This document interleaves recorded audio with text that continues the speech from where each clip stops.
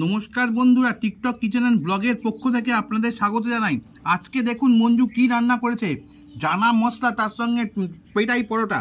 আর দেখুন আমি এটা পেটাই পরোটা খেয়ে দেখাচ্ছি আপনাদের, কি সুন্দর করেছে। আমি আর লোভ সামলাতে পারছি না বন্ধুরা।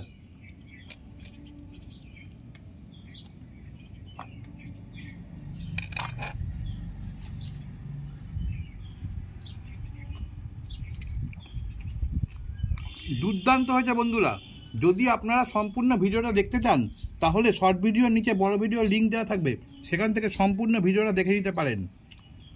আর যদি ভালো লেগে থাকে তাহলে লাইক, শেয়ার, কমেন্টস এবং সাবস্ক্রাইব করবেন এবং পাশে থাকা বেল আইকনে প্রেস করে দেবেন।